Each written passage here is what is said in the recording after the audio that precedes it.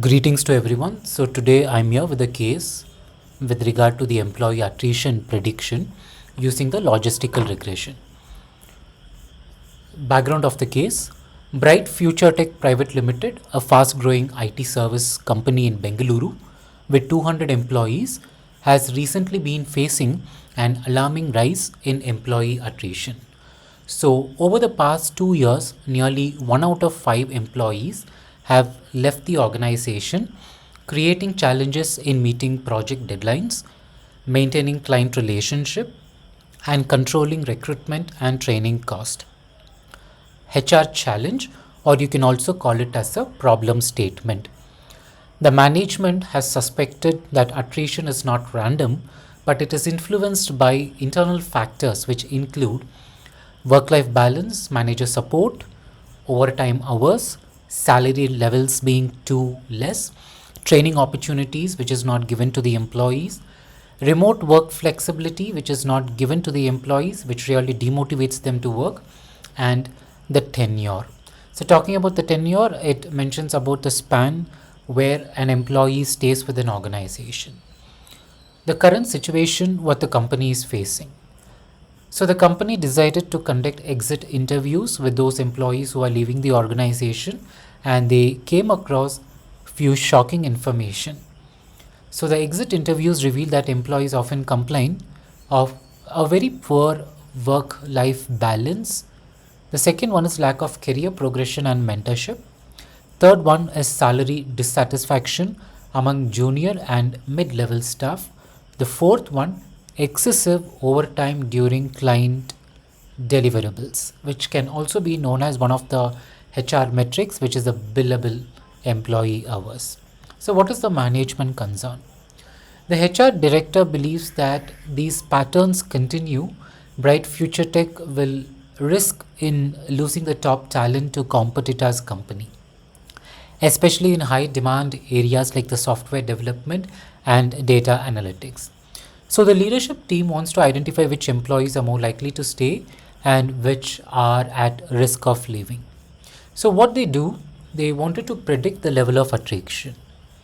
So what is the strategic need? The company now faces two pressing questions. First one, what are all the different types of factors determining the employee attrition? Second, how many employees are at risk of leaving the near future and how many are likely to stay? So we have to do a little reverse engineering. Assume that if you have been given an opportunity or the project lead to predict the level of attrition, you would be collecting the data, you would be compiling the data, and then you would be doing the analysis. Second, what could be the level of percentage of people leaving the organization so that as a HR department you can plan for your retention strategies. So for predicting the employee attrition, we are going to use the logistical regression, which is very important in human resource analytics. So first let me tell you what exactly is meant by a logistic regression. So logistic regression is a statistical and machine learning technique which is predominantly used for a binary classification. An example for binary classification is yes or no. Will employee leave the organization? Yes or no. So that has been denoted that attrition or retention. Will the employees be promoted to the next level? Promote or not promote. So these are all the different types of examples for a binary classification. And when you are tabulating the data in your Excel sheet, it has to be represented in 0 and 1. Say for example, will the employees leave the organization? If it is yes, it is coded with 1, and if it is no, it is coded with 0. So now, why should the HR department use logistical regression? So HR departments collect huge amount of data from employees. So when do they collect the data? It can be yearly, it can be biannual, it can also be quarterly. That is, in 4 quadrants they might collect the information. So what do they do with this information? So all this information and the data which has been collected can be used for any type of predictive analytics using a logistic regression. So logistic regression will help the HR department to turn the raw data into a lot of actionable insights. So what could be the different types of key reasons? So logistical regression is easy for processing and also for explaining. Second, the accuracy is too good. So though we are in social science domain, 5% of error would always be there, but the level of prediction will be very accurate and you can trust the result. The third important one, it can be used for small data and also for a huge number of data, which supports the decision sciences. So it helps the HR managers to come out with a lot of HR strategies which can be available for retention, training, recruitment, or even to improve the organizational culture and behavior. The last one is efficiency. If you just know the steps you can perform logistical regression, it's easy to perform, it's easy to draw the inference, and it is also very easy to take a lot of findings, suggestions, recommendations based on the output what you get. So it is simple, fast, and it works on all different types of HR data set. So as I told you before, the logistical regression and human resource management can be used for a variety of reasons, and few reasons or few applications would include employee attrition and retention strategy formulation. Second one, it can also be used for planning for the recruitment. The third important one, it can be used for promotion readiness. How many employees would be promoted, right? The likelihood of employees being promoted. In case after providing training and development, if the employees are not performing well and if the promotion prediction is quite less, then the HR department should come out with better training, better leadership skills, better motivation, so that it can be deployed, it can be executed, and the results can be seen. The next one is training effectiveness. So not all the employees would be given an opportunity to enhance their learning curve, because a huge fund is associated with the training program. So it would be given only for few employees who are worth it. So looking into the return on investment target, how many employees can be put into the training program can be one of the applications. The last one is performance classification. Performance is more associated with KPIs, teamwork score, project completion, or a piece rate system, time rate system. So this all can be easily classified. A simple classification is a binary classification, that is high performers versus the low performers. So if you are preparing the data sheet, ensure that you are collecting data predominantly related to the demographic factors. The one what you see in the screen are all examples for demographic factors, that is age and monthly income. You can also include the travel distance from the home, number of members in family, body mass index, number of children they have, educational qualification, weight, social smoker, social drinker, type of family, whether it's nuclear or joint. So these are all the different types of indicators, demographic indicators, which really helps the organization to predict the level of attrition. So you do not have to restrict only to few factors. The more number of factors you have, your model would be in a position to predict it in a better way. The output depends on the input what you give. So I keep giving you this formula: garbage in is always equal to garbage out. So it's always better to come out with healthy input variables so that the model output can be little strong, the fiber can be even more strong. So as a HR team who is dealing with data collection and data analytics, you have to rack your brain, you have to go deep, you have to think, you have to find out the factors, and then you have to start collecting the data, you have to collate the data, and finally you have to expose the data for the analysis. So now, how do we perform this in KNIME Canvas? So it's very easy. There are only few important nodes which you have to take into consideration. So if you look into the pipeline, it starts with importing the data, and then we use the missing value to clean the data, and then we use the column filter node to take only the data points what is required, and then you split the data into training data and testing data using a partitioning node, and then you use a logistical regression learning node, and then the logistical regression predicting node, and finally to see the output, that is the final output, we use a scorer node. So that is why data import, partitioning, model learning, model prediction, and the scorer node. So it's very easy. So I'll just give you a summary what are the different types of nodes which has to be used. First is a Excel reader node. Second one is a missing value node. Third one is a column filter node. Fourth one is a partitioning node. Then you have logistical regression and logistical predictor node, and then finally the scorer node, which will help you to look into the confusion matrix. So before starting with the logistical regression, it is always important to come out with a lot of hypotheses. Each and every person who's dealing with the human resource analytics, we have the ability to assume in a very different way. So our intellect abilities are quite different from one person to another person. So if you start with your hypothesis, you can always do a lot of concentration. So I'm having two types of hypothesis. One is null and one is alternative.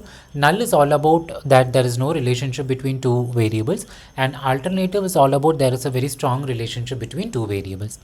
So let us look into the null. So HR factors, what I'm taking into consideration is work-life balance, manager support, overtime, salary, tenure, training, remote work. It does not have any significant effect on the employee attrition. But then the alternative is quite opposite to it. So after collecting the data, after analyzing the data, after finding out the output and drawing your inference, your output might support null hypothesis or alternative hypothesis. It totally depends. So if you want, you can also come out with factor wise hypothesis, that is for each and every factor you frame hypothesis, but in general you can come out with a crisp hypothesis which is overall. I'll also give you a very simple example on what exactly has to be done on KNIME. So when you're dealing with a logistical regression on KNIME, we always have to give importance to the binary classification, that is 0 and 1. But there are a lot of variables which is not in binary classification. So such type of variables has to be changed. It has to be converted into a binary classification. And this is how it would look. So first, as I told you, we use Excel reader node, then missing value node, column filter node, and then different types of rule engine. So why do we use a rule engine? A rule engine is used to convert the numerical values into a string, that is integer into a string. A simple example I'll give you, let's take salary. So salary in any organization, it has different ranges.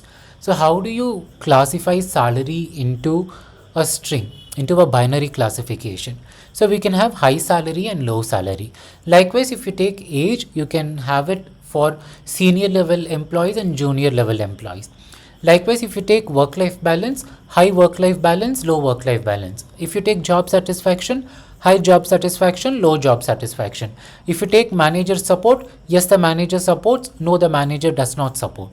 If you take promotion, yes, employees are promoted or employees are not promoted. If you take overtime, too much of overtime, no overtime, or high overtime, low overtime. If you take tenure, maybe you can keep it high tenure, high experience, or no tenure, no experience. If you take training hours, a lot of training hours or limited training hours, right? So this is how you have to do the classification into a binary. And then again, if you want, you can use a missing value node or you can avoid it. And then we use a partitioner node, normalizer node. So I'll tell you why a normalizer node is used. So normalizer node in KNIME is usually used to standardize the numerical data, which has different types of features. To give you examples, age in this data set, it starts from 21 to 60. Likewise, if you look into salary, it is in thousands, that is 35,000 to 2 lakhs. If you take overtime, it is little different. If you take tenure, it is 1 to 15. So there is no proper even distribution of the numerical values. That is why we have to use a normalizer node. Then, as I've told you before, the data would be split into two, that is learning and testing. So X partitioner node will also help in cross validation. It will help to split the data into multiple folds, right? What do you mean by cross validation? The data set would validate with each other by a lot of fermentations and combinations. And finally, we would be having the confusion matrix, which I would be explaining to you.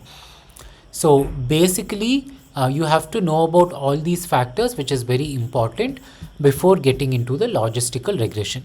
Now let us look into the KNIME platform and see how the logistical regression can be done. So I've already done, and I'll show you the explanation. The very first one is configuration of your data sheet by using the Excel reader node, browse it, and then you can locate it. Once after you take your data into your Excel reader node, execute it and always check your output. So the data has been collected from 200 employees and under 16 different types of factors, as you can see here, right? So the second important node is a missing value node. Why do we use a missing value node? To remove the unwanted data, which has a lot of missing rows. So usually what we do, you can remove those particular rows, or you can also give mean, average, or fix the value. It all depends on the person who's doing the analysis. For now, I'm giving remove nodes. And after giving remove nodes, I'm going to check the output. The output also is having the same data, that is 200, which means that there are no missing values. The third important node is the column filter. So out of all the 16 factors, there is one factor which is useless, that is employee ID. So I keep the employee ID into the exclusion box, and I take all the other variables into the inclusion box. Then, as I told you before, certain numerical numbers has to be converted into string. So that is why we use a rule engine node. So manually also you can do this, or you can ask any of the AI tools to give you the formula, but it will not give you very accurately. Little mistakes might be there, but then it is always better to learn the formula. For example, salary has been classified into high salary and low salary. Then the same way you can also see age has been classified into seniors and juniors, senior employees and junior employees. Likewise, work-life balance, above 3 is high work-life balance and below 3 is low work-life balance. Likewise, we have done it for job satisfaction, manager support, promotion since last 3 years, overtime work, tenure, training hours, and there is also something which is called the draft attrition. I'll give you a very simple example here, what is draft attrition and why it is important. Let's take this third employee, that is row 2. His age is 37. He's a male. He works for the HR department. In the HR department, he's handling some accounts, maybe related to payroll. He's in the organization only for 18 months. His salary is also comparatively very less, that is 5.64, when you compare to the other types of employees, and his work-life balance score is 1. So what do we conclude from this? That this particular person might not stay with an organization, right? He might leave the organization.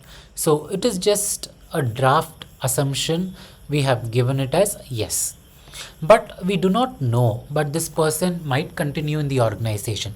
As humans, we cannot predict. So that would be done by the algorithm. So that's why we have to have the draft attrition also. So how it goes, you from the HR department, you observe, and in case if you come to a conclusion that a specific employee would leave, then you mention as 1.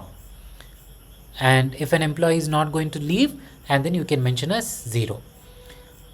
So it is always represented in string. 1 is always yes and 0 is always no. So you have to do this rule engine for all these factors. And then I have used the missing value node so that it gets normalized again in case if any missing values are there.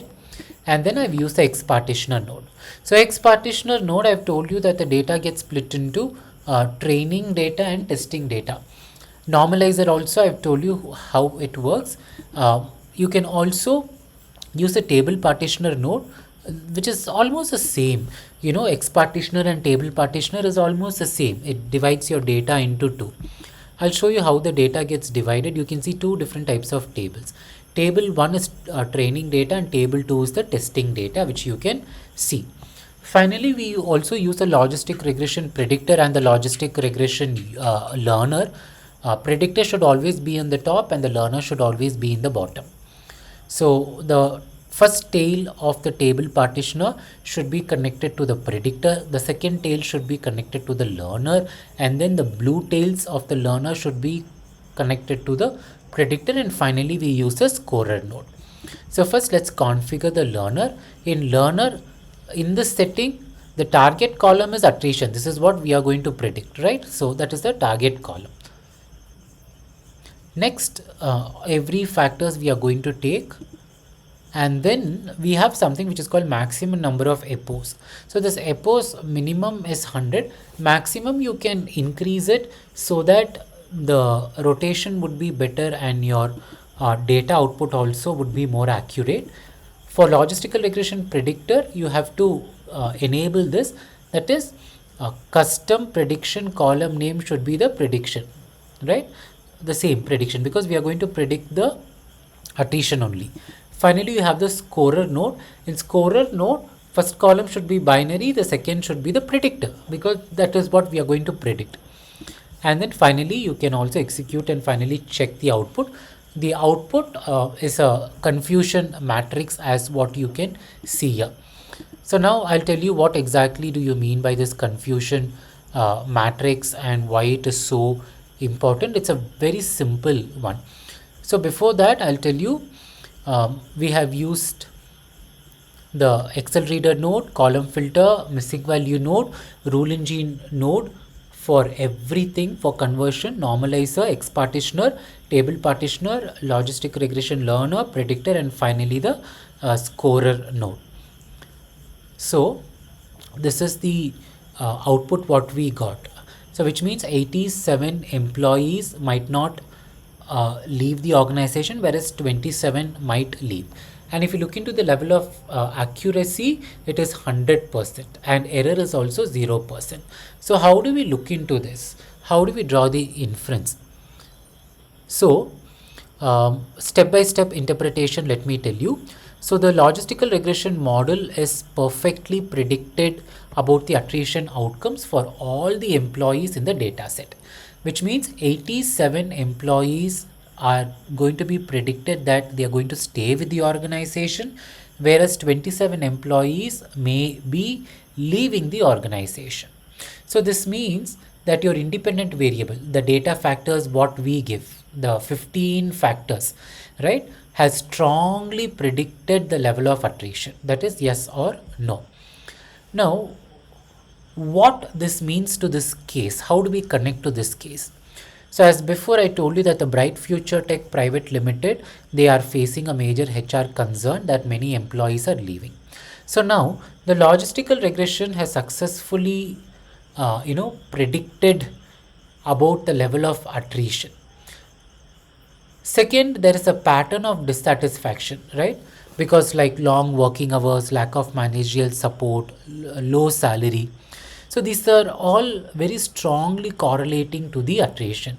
So now the HR department should really look into each and every factors and come out with multiple HR strategies to ensure that all the 15 factors are rectified. Because if you look into the level of accuracy, it is 100%. Right? It's not 60% or 50%, it's 100%, which means all these factors are influencing the level of attrition. We also have the statistical explanation for that. Let me give you a very simple example for the same thing. So first one is the metric that is 100% accuracy. We also have something which is called Cohen's kappa. Cohen's kappa is unfortunately 1. There is a small imbalance in the data, right? Maybe little inconsistency because the data might be a very small data, that is 200. We have collected only from 200. So that also could be one of the biggest, issue in this data set. Apart from that, let me tell you about the confusion matrix. So in KNIME, using the scorer node, finally we get the confusion matrix. So what is confusion matrix? Confusion matrix is a four quadrant matrix which comes out with 4 different varieties of options. First one is called true positive. Employees are predicted that they will leave, and the output also mentioned that they will leave. That is called true positive. Second one is true negative. The HR department predicted that employees will stay. As per the analysis, it was also predicted that the employees will stay. So that is true negative. False positive. The HR department predicted that the employees will stay. The same way it works. And also you have the false negative, that is predicted stay but might leave, right? So it's usually classified into true positive, true negative, false positive, and false negative. So this is how you get the output also, the confusion matrix. You can see confusion matrix here. True positive, true negative, false positive, and false negative.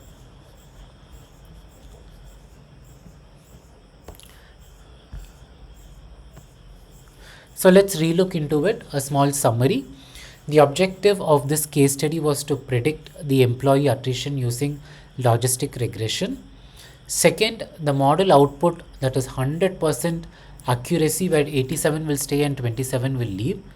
Third, key drivers all supported in predicting, that is poor work-life balance, lack of managerial support, salary dissatisfaction, long working hours, etc. Fourth, strategic HR use. The HR department can start planning for multiple HR strategies, and one of it would include the retention planning strategies. There is also a small risk factor that the data is little small, so maybe the data can be increased. So what is the managerial outcome? What is the outcome for the management? So this confirms that the attrition is not random, but it is systematically linked to the internal HR factors. So now it is high time for the management to take little decision. So this is how it works. If possible, you can also use something which is called the statistical node. You can just type statistics and you can keep it here, and then you can pull the statistics from your predictor, and then you can just execute it, and then you can check the output. So if you check the output, you get mean, median, standard deviation, skewness, kurtosis. Then you also get the histogram. So I'll tell you how this works. This is also very important, a very small example here. So let's take only tenure, right? Tenure, that is the service of the employees in the organization. I'm just showcasing few important values like mean, standard deviation, skewness, and kurtosis, only related to tenure. However, you can take it individually and you can learn. So first metrics is mean. What do you mean by mean? It is a central tendency. It tells us where most of the employees are getting clustered together. So what is the mean value? What we got? It is 0.2083. which means the average tenure is 0.208 on a normal scale, right? That is 20% of the maximum. So what do you mean by that? A low mean indicates that most of the employees are recently hired.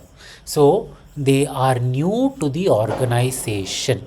So what is the signal what this gives to the HR department? The HR department is recruiting a lot of new people, which means that the senior people have already left the organization. The organization is falling down. It is in the saturation stage. So it is losing its potentiality and its brand image, right? So as from tenure itself, you can find so much of answers. Next one is standard deviation. What do you mean by standard deviation? So standard deviation shows how much variation is existing around the mean. Example, higher means more diversity. So if you look into the standard deviation value, it is 0.1751. So A moderate standard deviation means that there are some mix of new employees and also the old employees, but not too much of diversity is not there. So HR should come out with few important strategies on how to retain the mid-level employees and the senior employees, right? Because the success of any organization also depends on the number of senior employees it has. So that is one of the most important one. Let's look into the skewness. So skewness shows an asymmetry of the distribution. Sometimes it can be positively skewed on one side, sometimes it can be negatively skewed on one side.